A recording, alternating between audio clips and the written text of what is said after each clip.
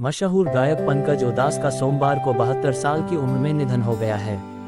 उनके निधन की जानकारी उनकी बेटी नायाब ने सोशल मीडिया के माध्यम से दी।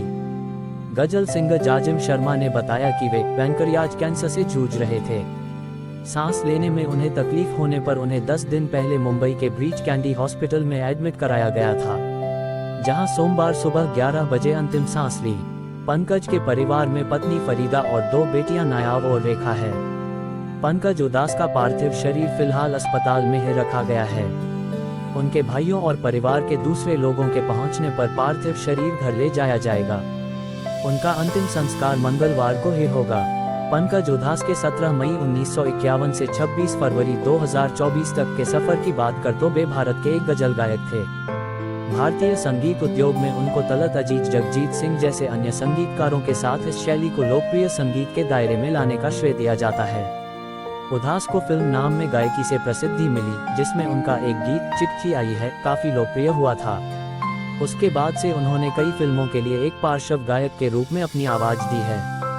इसके अतिरिक्त उन्होंने कई एल्बम भी रिकॉर्ड किए हैं और एक कुशल गजल गायक के रूप में पूरी दुनिया में अपनी कला का प्रदर्शन करते हैं। 2006 में पंकज उधास इस पद्मश्री से सम्मानित किया गया। पंकज उधास का जन्म गुजरात में राजकोट के पास चारखड़ी जैतपुर में एक जमींदार चारण परिवार में हुआ था। वे 3 भाइयों में सबसे छोटे हैं। उनके पिता का नाम केशुभाई उधास और मां का नाम जीतूबेन उधास है। उनके सबसे बड़े भाई मनहर उधास की बॉलीवुड में हिंदी पार्श्व गायक के रूप में सफलता प्राप्त की थी। उनके दूसरे बड़े भाई निर्मल उधास भी एक प्रसिद्ध गजल गायक हैं और तीनों भाइयों में से सबसे पहले गायकी का काम उन्होंने ने ही शुरू किया था। उन्होंने सर बीपीटीआई भावनगर से शिक्षा प्राप्त की थी। उसके बाद उनका परिवार मुंबई आ गया और पंकज ने वहां के सेंट जेवियर्स कॉलेज में पढ़ाई की। उनके दादाजी गांव से पहले स्नातक थे और भावनगर राज्य के दीवान राजस्व मंत्री थे।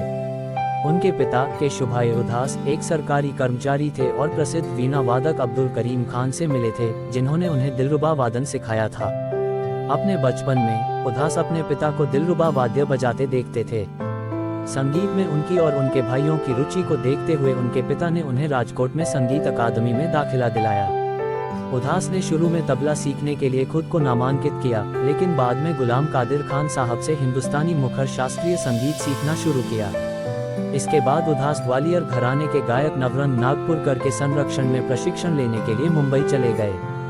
पंकज उधास के बड़े भाई मनहर रंगमंच के एक अभिनेता थे, जिसकी वजह से पंकज संगीत के संपर्क में आए। रंगमंच पर उनका पहला प्रदर्शन भारत चीन युद्ध के दौरान हुआ, जिसमें उन्होंने ए मेरे वतन के लोगों गाया, जिसके लिए एक दर्शक द्वारा उनको पुरस्कार स्वरूप 51 रुपए का इनाम भी दिया गया। 4 साल बाद वे राजकोट की संगीत नाट्य अकादमी में भर्ती हो गए और तबला बजाने की बारीकियों को सीखा। उसके बाद उन्होंने सेंट जेवियर्स कॉलेज से विज्ञान स्नातक डिग्री की पढ़ाई की और एक बार में काम शुरू कर दिया तथा समय निकालकर गायन का अभ्यास करते रहे। उधास ने पहली बार 1972 की फिल्म कामना में अपनी आवाज दी, जो कि एक असफल फिल्म रही थी। इसके बाद उधास ने गजल गायन में रुचि विकसित की और गजल गायक के रूप में अपना करियर बनाने के लिए उन्होंने उर्दू भी सीखी। सफलता न मिलने के बाद वे कनाडा चले गए और वहां तथा अमेरिका में छोटे मोटे कार्यक्रमों में गजल गायकी करके अपना समय बिताने के बाद वे भारत आ गए। उनका पहली गजल एल्बम आहट 1980 में रिलीज हुआ था। यहां से उन्हें सफलता मिलनी शुरू हो गई और 2009 तक वे 40 एल्बम रिलीज कर चुके हैं। 1986 में उधास को नाम फिल्म में अपनी कला का प्रदर्शन करने का एक और अवसर प्राप्त हुआ, जिससे उनको काफी प्रसिद्धि भी मिली। उदाहरण चाहिए वे पार्श्व गायक के रूप में काम जारी रखा। वे साजन, ये दिल लगी और फिर तेरी कहानी याद आई जैसी कुछ फिल्मों में भी दिखाई दिए। बाद में उधास ने सोनी एंटरटेनमेंट टेलीविजन पर आदाब अर्ज है नाम से एक टैलेंट हंट कार्यक्रम की शुरुआत की। अभिनेता जॉन अब्राहम उधास को अपना मेंटर कहते हैं। अगर उनके अवार्ड्स की बात करें तो 2006 में पंकज उधास को गजल गायकी के करियर में सिल्वर जुबली पूरा करने के उपलक्ष्य में पद्मश्री पुरस्कार से सम्मानित किया गया। 2006 से 2005 के सर्वश्रेष्ठ गजल एल्बम के रूप में हसरत को कोलकाता में प्रतिष्ठित कलाकार अवार्ड से सम्मानित किया गया। 2004 में लंदन के वेम्बली कॉन्फ्रेंस सेंटर में इस प्रतिष्ठित स्थान पर प्रदर्शन के 20 साल पूरे करने के लिए विशेष सम्मान। 2003 में इन सर्च ऑफ मीर नामक सफल एल्बम के लिए MTV इमेज अवार्ड दिया गया। 2003 में गजल को पूरे विश्व में लोकप्रिय बनाने के लिए न्यूयॉर्क के बॉलीवुड म्यूजिक अवार्ड में स्पेशल अचीवमेंट अवार्ड से सम्मानित किया गया। 2003 में गजल और संगीत उद्योग में योगदान के लिए दादाभाई नौरोजी इंटरनेशनल सोसाइटी द्वारा दादाभाई नौरोजी मिलेनियम अवार्ड से सम्मानित किया गया। 2002 में मुंबई में सहयोग फाउंडेशन द्वारा संगीत क्षेत्र में उत्कृष्टता के लिए पुरस्कृत किया गया। 2002 में Indo American chamber of commerce द्वारा सम्मानित किया गया।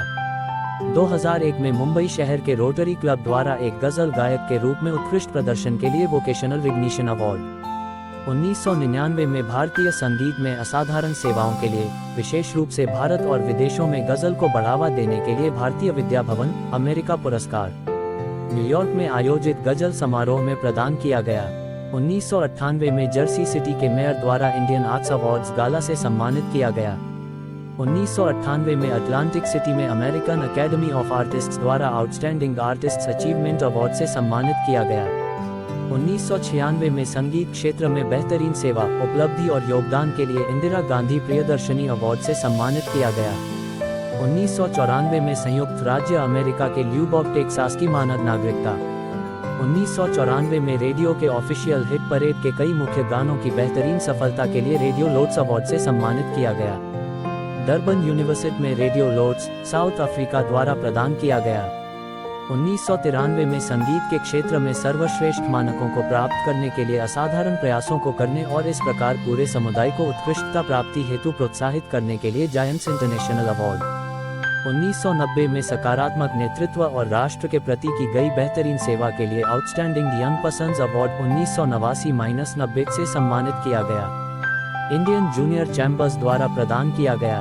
1985 में वर्ष का सर्वश्रेष्ठ गजल गायक होने के लिए केएल सहगल अवार्ड से सम्मानित किया गया।